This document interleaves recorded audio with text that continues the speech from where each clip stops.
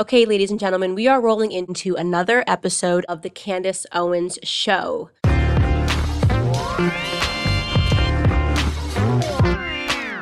How many times have you been called a white supremacist, a racist, a self-hating Black?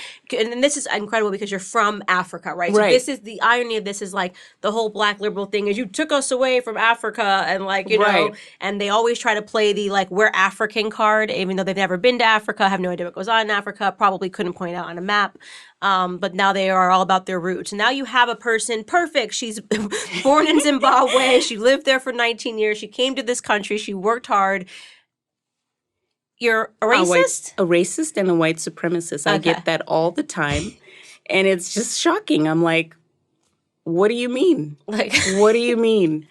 So it's just ridiculous. I mean, what you're seeing, I mean, you see white liberals that call me all kinds of names. I've been called all kinds of names by white liberals because they hate the fact that I don't toe the line of how they think a Black person should think. Right. You know, the whole narrative that America's a systematically racist country is a total contradiction to the experience that I've had living in this country. Especially because the person that caused the most harm to your country is a Black man. Right, exactly. Right? A Black African man. A Black African man. Yeah, and I escaped that situation and came to this country and was able to make something of myself.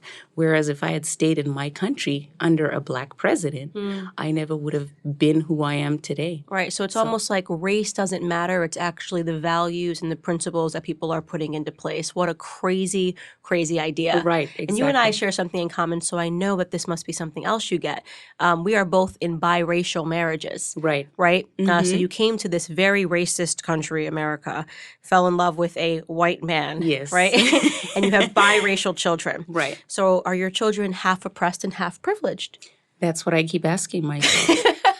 When you look at them, are you like, is that the little oppressed person in you or the little privileged person in you? Exactly. And that's the division that we're seeing in this nation is, you know, when I came over here, I never pictured myself with a white person. So initially when my husband was pursuing me, I kind of thought it was weird. I had never like seen myself with a white man.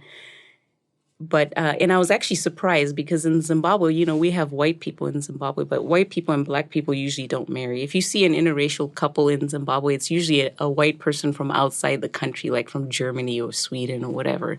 But like white Zimbabweans and Black, they don't ever intermarry. So you never, you know, like thinking of marrying somebody who's white, like never crosses your mind, you know. So when I came over here, I was surprised when like white guys started hitting on me. I'm like, this is weird.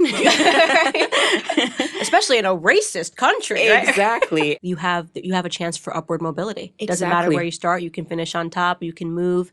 And it's so unique about America. And because most Americans don't travel, right. They don't understand. They don't understand how unique and special it is. Yes. And that is why I think you get so many immigrants coming from Africa who are like, what is wrong with you? Like, right. Exactly. I can work 10 jobs and move up a social class. I'm doing it. Right. Exactly. Right? Exactly. Absolutely. We need more Black Americans to spend time with Africans. Yes. You know, spend time in Africa.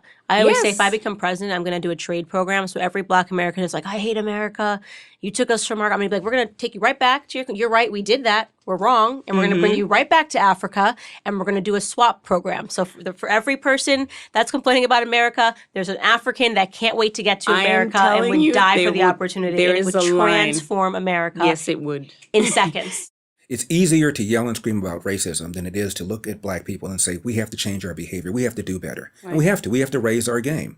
You remember when the Dream Team destroyed the whole world in the Olympics and we won by 40, 50 points? The rest of the world didn't say, let's lower the hoop.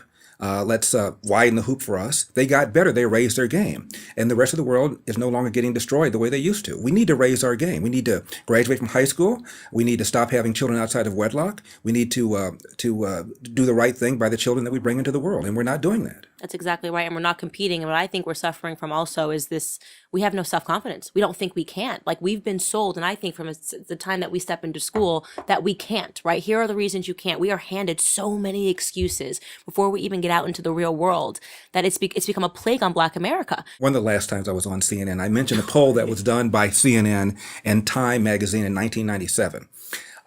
And Black teens and white teens were asked about racism. And not too surprisingly, most of them, both black teens and white teens, felt that racism was a major problem in America. But then blacks were asked, is racism a major problem, a minor problem, or no problem in your own daily life? 89%, Candace, of black teens said racism was a minor problem or no problem in my own daily life. In fact, more black teens and white teens said failure to take advantage of available opportunities is a bigger problem than racism. So I mentioned that to Don Lemon last time I was on CNN. That was the last time I was on CNN. Oh, Don Lemon, yeah, exactly right. He's almost had me on a few times. He's had me on a few times. He picks his guests very carefully because he likes to believe he's the smartest person in the room, but I think he's a total intellectual coward, to be honest with you. He's a victocrat. He's one of these well-groomed, well-dressed, well-paid young black people that sit around and talk about how difficult it is for you to do what I've done. Right, and he's said some stunning things about white males, and yet he's dating a white male. I think he called them all. Maybe it wasn't predators, another word that he used, and I recall it. It was just stunning to me because he's literally dating a white male. So is he scared when he goes home? You know, I don't know if it's a certain region of where we should be afraid of white people. But the entire debate has gotten insane, and to me, when you see people step to the stage like Elizabeth Warren and she's offering reparations, it's actually like, no. She wants us to have a full-throated national debate. About reparations. Let's do that right now. Let's have a full-throated national, not a regional, national debate about reparations, which means what? Stop promising black people handouts every election cycle. Right. It actually drives me insane. And more insane is the fact that, and I think it's less and less. I have to say, I think Black America is finally trending in the right direction. I walk down the street, black people come up to me and they say, you changed my mind. Or I think I might be a conservative. I'm like, yeah, I think we all are when you get into it. But it's just so stunning and it's so insulting that every 4 years, it's just free stuff. We're going to promise you free stuff. Right. We're not going to have a discussion with you about the issues that your community are facing. We're not going to talk to you about what Larry Elder might tell you or this and that. We're just going to offer you free stuff. So take your poison. Would you like a Jay-Z concert? Would you like a Beyonce concert? Or would you like reparations, which maybe after we have a full-throated national conversation about it, might amount to $400 on the weekend, like for you to go to the club. I've been on radio for 25 years. In 25 years, I've not been able to get Jesse Jackson on as a guest. I haven't been able to get Al Sharpton on as a guest, even though I've tried. I haven't been able to get on Louis Farrakhan as a guest, even though I've tried. I was able to get one so-called black leader on my show. His name is Kwesi Mfume. At the time, he was head of the NAACP. And I said, Mr. Mfume, as between the presence of white racism or the absence of black fathers, which poses the bigger threat to the black community? To his credit, he said, without missing a beat, the absence of black fathers. And that is the number 1, number 2, number 3, number 4, and number 5 problem in the black community. And a kid today is less likely to be born under a roof with his biological mother and biological father than a kid during slavery. In 1965, 25% of black kids were born outside of wedlock. Now that number is almost 70%. Right. You cannot blame that on slavery. Right. Clearly, 2019 is less racist than 1965, which is less racist than 1865. That is the number 1 problem facing the black community. And forget about Larry Elder. Obama said a kid who does not have a father in the house is 5 times more likely to be poor, 9 times more likely to drop out of school, 20 times more likely to end up in jail. It is far and away the number 1 problem. Now, how do you deal with that? How do you deal with that problem other than tell people to change their behavior, change their attitude, and behave more responsibly? Right. Well, I also think that the source of all that, all of those statistics is really our marriage to the government. That's what happened. If you want to talk about systemic, I always say, is there systemic racism? Yeah, there's a noose and you can hang yourself with it if you want to go and take from the government. Yeah, you'll find it. It's been systemized to make sure that you will never, ever get off of the government handouts. I know that because I lived it. Elevating black people now requires hard work, telling them to be responsible, telling them not to blame other people. And that's hard work. It's much easier to point to somebody else and say, here's your plight. Here's why you're the way you are. And that's why they don't want to do this. And that's why people like you and me are considered to be evil, considered to be enemies. Why are you attacking me? Because all the people that you guys are supporting, they have no connection to anything. They may be famous, they may this, but when it comes to actual power, they don't have any. Like, I'm the conduit for you guys. I'm the ear that for them to be like, yo, look, this is what's going on in the neighborhood. This is what we need. But they'll attack me for it, thinking that I'm not helping my people. They're like, oh, you got a whole bunch of white fans. I'm like, well, my white fans, you know what they tell me in my DM? They don't go, thank you for what you're doing for us and stuff. They go, I love what you're doing for your community. They're not saying I love what you do for us as Americans. I mean, a lot of them do, but they always add, I love what you're doing for your community. But they look at it as, oh, you're just doing what they want you to do. You want to be white. I'm like, isn't that crazy though? I mean, because some of the stuff that people say in our community, and I am convinced that we are the most racist, but somehow we've sanctioned being racist towards white people, so nobody recognizes as racism, right? So, case in point, when I posted a photo, of my husband, and someone wrote, I mean, the racist comments are there for Black people. This must be why she's conservative. Oh, the white man, this. I said, just imagine that reversed. Imagine a white guy is married to a Black woman and he posts a photo of his Black wife and a bunch of white people comment under there. Oh, look, that's why you're betraying our race. It's unfathomable. Could you imagine if a bunch of white people commented under that after seeing a Black woman marrying a white man? People would go crazy. They would say this is an example of racism, but Black people do it comfortably, talking about, and I'm sitting here, when you even say that, you should be ashamed of yourself for not knowing your history. Your ancestors died for that right, okay? Like what Love versus Virginia, the Supreme Court case, when they literally got imprisoned, a Black and a white person for falling in love. You know what I mean? These people fought to end that sort of discrimination so that you could marry who you love, right? True equality, being able to marry who you love, where their background doesn't matter. And you're ashamed of that. You say you want integration, but you're fighting for more segregation. You want people to hate white. I don't hate white people. I don't feel that way. And I don't feel like I have to hate white people to love my people. That's it. It's not an either or. I love all people if they're good, and I hate all people if they're stupid. And stupid comes in every different color. You know what I mean? Every different color, every ethnicity. I've seen stupid all across the board. And I hate that pressure that is applied, that this is what it means to be Black. And I'm thinking to myself, what is the definition of that? I actually did a post about that. I said, what is it that defines me being Black? Is it because I'm doing something positive? Because if you look at it, we're only doing positive things for our community. So in order for us to be accepted as Black, we have to be doing negative. You have to be killing people. You have to be popping drugs. You have to be on some dumb stuff. Like, that's not what we represent. We don't come from that. Talk to me about the ones that didn't care about none of that. Like Jack Johnson, who was the first Black celebrity boxer. At that time, like you said, they would go to jail. He married a white woman. He did, and he went to prison for it. And actually, it's funny because the president is the one that really told me that story and why he wanted to pardon him. And to me, I think it's that part of the gap that we're facing is that there's this educational gap where you have a bunch of Black people who know nothing about Black history. They only know Black present. They only know Black media and what people are telling them and what it means to be Black. And then you have that culture being acquiesced by celebrities who are largely ignorant. And, LeBron James is number one to me. I mean, he's so talented on the court, but this is not an educated man, right? And so he takes the bait and a bunch of people follow him and they go, oh, yeah, see, LeBron's actually Black.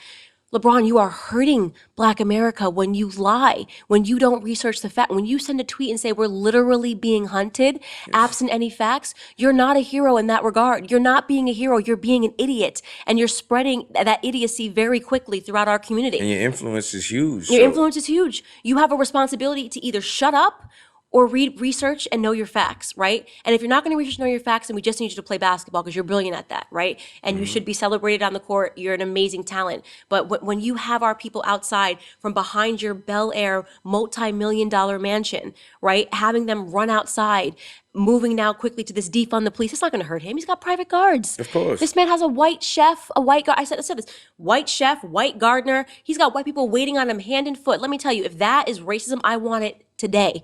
Please, let me get more of that. Whatever LeBron James's racism is, I want that racism, right? Most definitely. Right? The reason why they're afraid is because they know that everyone gets called racist and bigot and everything. But for me, my reaction is on the extreme other end, where it's just, I know you're going to call me that anyway, no matter what I do. So I just don't care at all. It doesn't mean anything to me to be called racist or homophobe or sexist. And that's unfortunate. It should mean something. It's a horrible thing to actually be racist. There are racist people out there. Terrible to be racist. So it should be a meaningful accusation. It's not anymore. And it's not, but the way I look at it, that's not my fault. The fact that I don't care that you're calling me that is not my fault. It's your fault for calling everybody that. So when you say the word racist, I don't know what you're describing. You could be describing an actual racist, but 9 times out of 10, you're just talking about someone who expressed an opinion you don't like. And so I'm supposed to take that seriously now.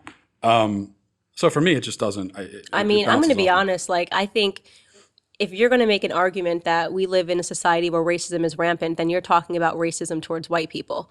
Because I am telling you, like, and I know that's going to be controversial, and someone's going to pull that clip, and I'll see it on the internet in a few weeks. But when I look at the society that we live in, and what I do is an exercise where I replace the word black with white. Right? Or, white with black. So I'll be reading an article on BuzzFeed, like you just see, scrolling through it, and it'll pop up on my Twitter feed, and it'll say, white people need to shut up. So I'll replace that word and say, I can't imagine an experience as a black person scrolling through my Twitter feed and BuzzFeed writes, black people need to just shut up. Like that is just so racist. I mean, it's okay. 10 things white people need to stop doing. These are real articles, right? I can't imagine turning on my screen and seeing 10 things black people need to stop doing. This would never happen. And yet it's become so permissible to white America for this to happen. Like, people don't even acknowledge that this is racism. They say reverse racism can't exist. You're right. It's just racism. It's not reverse. It's just racism. And, to me, the fact that it's become okay is partly because of this element of white guilt, where people are just taking it. White people are just taking it. The bowing, the washing people's, I'm like, honestly, if you're doing it, you deserve it. If you're that much of an idiot that somebody has convinced you that you should be on your knees cleaning somebody's feet, then you're just an idiot. You know what I mean? Like, and there's nothing that really can be done about that. But I think we live in a tremendously racist society towards white people. And yes, there is racism towards black people. There's racism towards Chinese people. But it is overwhelmingly, at this point in society, towards white people. Yeah, I think, and you talk about the bowing thing. I mean, that video of the guy going through New York, telling random white people to get on their knees before him and apologize. And that guy was just a troll. I think what he did was brilliant, actually. It's hilarious. And he had no trouble fighting. Almost every white person he found would get on their kneing. I think anthropologists of the future are going to look at that video to try to figure out, that's going to be a very important video to figure out what the hell happened to this society. But I think here's the issue with we call it reverse racism, or, I agree. That the phrase doesn't make any sense, racism and racism. But kids are indoctrinated, especially in college, into this idea that racism has nothing to do with really hating someone because of their race. Racism is all about power. And, it's something that only the powerful, the systemically powerful in society can be and can express. And they all automatically have it. Like, it's just, if you're white, then you have systemic privilege automatically. And along with that, you have racism. It's just inherent to you. And so if you're indoctrinated into that belief, then you're gonna think, well, there's nothing wrong with insulting white people. I can't be racist. Yeah. And on top of that, they're all racist. That's what I was told in college. This is literally what colleges, this is what colleges are literally teaching kids, that every white person is racist, and it's impossible to be racist against them. And, you want to talk about failures of conservatives again.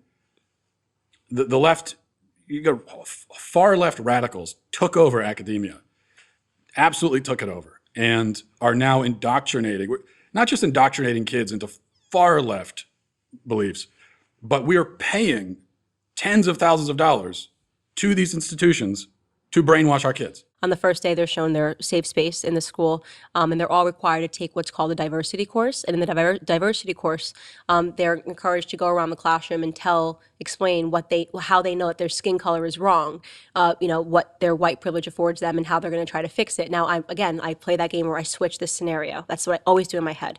I couldn't imagine being a black girl in school and being told to say what's wrong about my skin color and how I'm going to change it. And this happens. And people don't think this is racism. Actually, they think this is diversity. This is tolerance. This is a good thing. You're teaching somebody to think there's something fundamentally wrong with their skin. We have already done this in American society. This is wrong. This is racist. This should not be allowed. I asked her mother, why would you allow this to go on? And she says, well, we just want to keep the peace. We worked really hard to get her in that school. Obviously, to get into the private schools in New York, I don't know if this is everywhere, but you have to go in for interviews, and we just don't want to have any trouble. Well, this is why conservatives take it, and leftists would never take it if the shoe was on the other foot. Yeah, they wouldn't. But it shows you the programming. You have to program a kid to be racist. I mean, I believe that. I think about that quote from Morgan Freeman, the famous quote, I think it was on 60 Minutes, where he was asked, how do you end racism in America? And he said, stop talking about it. I think it's one of the most profound things anyone has said recently about racism, because I think especially these days, we live in a very diverse country, most diverse country that's ever existed by far. And many kids grew up like I did, growing up on the East Coast. And, I grew up in a school and there was black, white kids, Hispanic, we had a lot of Asian kids as well. And you just don't think anything of it. It's just, these are just the kids that you're with and they're your friends, and it doesn't occur to you. You notice the physical differences, but you don't attach any value to that or anything. If you put a black person in a white neighborhood, they fare better. Same for a black student. Black students fare better in classrooms with all white people than they do if they are put into classrooms with all black people. Why is that? You can't keep blaming white people. There has to be something else going on. Right. And it's because we don't value education. Yeah. We just don't value it. I have to say, Candace, I get weary at the demand that is made. And again, it's codependent. And I'm not letting whites off the hook here because they encourage it and capitulate. Mm-hmm. But I get weary of the demand to lower standards.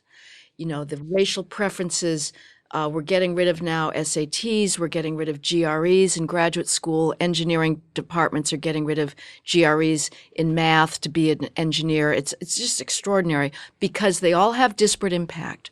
Any kind of academic colorblind standard, it turns out, has a disparate impact on blacks negatively because of that academic skills gap.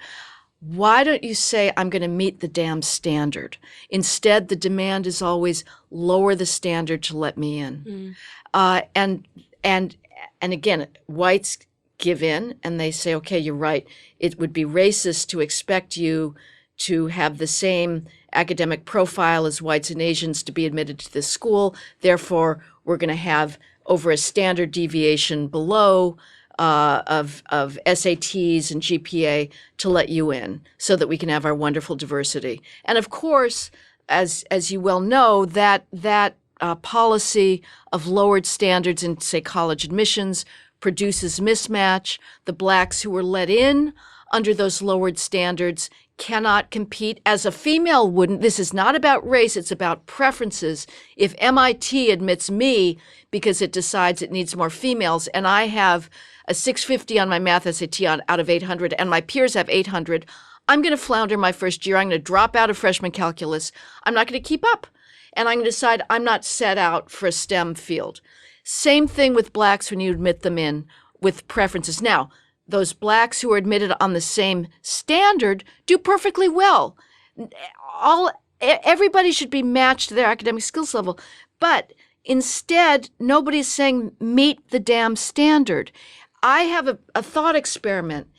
If blacks acted like Asians for 10 years in all things related to success, so you had parents that were obsessive about their children's academic work, attending school, not dissing the teacher, not having your back turned, not, screaming in class, taking your textbook home, studying for a test, not getting involved in gangs, drugs, two-parent families.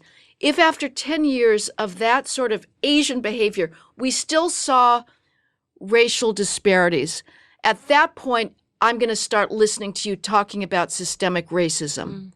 But right now, the behavioral disparities are so great, and it is those disparities which explain these ongoing gaps. And that's why I say we have to take on the myth of bias and say that there are cultural differences and very glaring behavioral differences. If you have a 71 to 73% out of wedlock birth rate in the black community compared to, say, 16% in the Asian community, game over. Mm-hmm. That's all you need to know. White privilege consists of this, that whites are still a third as likely to grow up in a single-parent household as blacks. If it gets up to 71% for whites, I can guarantee you we're going to see the same level of dysfunction. But right now, that is the white privilege, is that you have not just two parents, but more importantly still, at least among the elites, a culture that expects males to develop self-control and bourgeois values to find a mate. And I'll just counter, that's not white privilege, that's privilege, period. It's I don't privilege. care what color, if you come from a two-parent household, Exactly. A stable two-parent household, you are privileged. And when people try to tell me, that just the color of your skin can disadvantage you. I mean, I was disadvantaged, sure, but it wasn't because of the color of my skin, it was because of decisions that my parents made. Right. My mother didn't graduate high school, Right. you know what I mean? And I didn't come from a stable two-parent household, scenario. So signing up for student loans, not knowing what they meant, not having that guidance, that wasn't because of the color of my skin. Right. Do you think that Malia and Sasha Obama are disadvantaged because of the color of their skin? Apparently, right? yes, Do you right. think that Malia Obama and Sasha Obama grew up in the same way I grew up?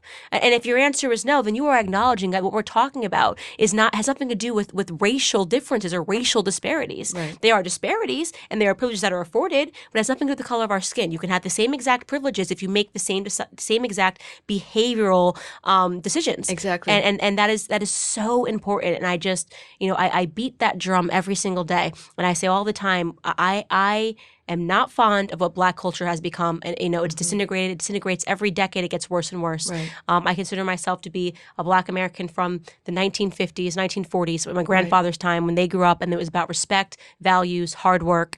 And my grandfather fared better than my father did. And he grew up in a time under Jim Crow. I mean, think about that. That's fascinating because Black culture has shifted. I've gotten in arguments with people who are trying to argue with me that I am oppressed. So I'm here saying no, I'm good. I'm fine. I'm not oppressed. Zuby, I'm actually... You are oppressed. Yeah. And it leads to anger, right? It leads to anger. I mean, there was one guy, this was just online. This was in some YouTube comments. I'd said something I'd commented on a video, or it was one of mine or something. And they went into some huge tirade about how can you, as a Black man, as a descendant of slaves, blah, blah, blah. I was like, I didn't descend from slaves, bro.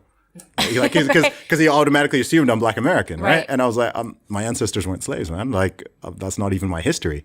So if I'm talking, say, about the UK or about the USA with someone, and someone's like, oh, the UK is a terrible country, or America's a terrible country, or whatever, and I'm like, what are you comparing it to? And someone who's leans more left, normally they're comparing it to a utopia that doesn't exist and has never existed. That their version. But they're going to create it. Their version of the perfect world. Whereas I find more conservative-minded people, it's more realistic. You're comparing it to history. So what you were just saying, right, about your grandparents, okay?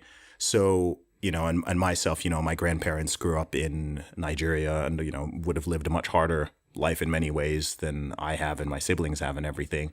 And you could go back 50, 60 years and you're like, okay, there was some real stuff there was a lot of stuff to complain about at that time. And they didn't. Yeah. And or if they did it and they got stuff done. They got it done. There was done. actually something they were fighting for. I don't know what we're fighting for anymore, Black America. No. I genuinely, I look around and I'm like, hey guys, so there's no more segregation. We can do whatever we want. Now we're fighting for the right. This is what I believe, the Black American argument right now. And now it's spreading, obviously, because what did you say backstage? Oh, when America sneezes, the UK catches a cold. Right. Yeah. Now it's spreading. So America is sneezing, and here's what's coming out. If you figure out how you're a victim, whether it's because you're a woman, or because you're Black, they want the ability to be able to not work and have everything. Yeah. That's really what I've been trying to get to with what the frustration is I haven't done anything. Yeah. But why don't I have everything? And why does that guy who has done a whole lot have things? Evil capitalism. Yeah. And it's because of capitalism, and I'm enraged. You know what? It's because of the color of his skin. Yeah. You know what? It's because he's a man. You know what? It's because he's straight. And I'm just like, stop. Please stop. Please stop. Please stop and get to work. Yeah. Please stop and get to work. If granddaddy could do it, if my granddaddy could do it, anybody can do it. You know what I mean? In America, I really do believe that. The problems are pretty obvious, okay? And they're not, certainly these days, they're not coming from any sort of direct oppression or the white man. Like if loads of young Black men are killing loads of other young Black men in America. How is it white people's fault? Yeah, you're not going to convince me that that's the fault of anybody but themselves. Yeah, exactly. I know people try it. Yeah. And I find it incredible as well. You've got movements like Black Lives Matter and whatnot, where so much of the focus is on, say, police, say on the police, okay? What's the number of Black people killed by the police in the USA or the UK compared to the number killed by other black people. Oh, well, I can tell you 98% of black people are killed by other black people. Okay. You have a higher chance of getting struck by lightning than you do of being killed unarmed by a police officer as a black person. There we go, okay? And we can say this because we've got black privilege, right? But Right. if someone who were not of our race were to point that out, then I don't want to, the stat. Their career would be over. I don't want to know. I don't want to know what their thing would be. It's kind of painful because I'm like, I do want this thing to be resolved. Like nothing. And pains I also me want it more to be than- not true, right, guys? Yeah, I don't exactly. want it to be true that blacks are murdering each other faster than anybody else could. And I say the most unsafe place for a black person isn't on the streets or in front of a white police officer. It's in his mother's womb. It might make you uncomfortable holding up the mirror, but the only way we're going to fix the community is if we actually talk about what the issues are. And the issue is not the white man. The issue is the fact that you guys will have you will have a 2-year conversation about Charlottesville, and you will not talk about what's happened on the streets of Chicago, the streets of Baltimore, the fact that there isn't a single, they couldn't find a single black child across 5 schools in Baltimore that was efficient in reading or writing. Illiteracy rates, what it means to be illiterate. Yeah. How about that being something that we took away from slavery? Why the masters didn't want us to be able to read. Yeah. We aren't educated, which makes it very easy for the media to manipulate us. And it's that ignorance of thinking that you can't have a factual-based conversation, depending on where you live, where you reside, the color of your skin, or your gender, or your sex. If you systematically were somehow able to remove every single racist thought, racist idea, racist person from America, the problems in Black America would be the exact same. There would be no progress, and we would still actually be digressing as a community and as a whole. But that's not something that makes people comfortable. And here's this, and I'll say this, it's the most controversial thing that I've said behind closed doors.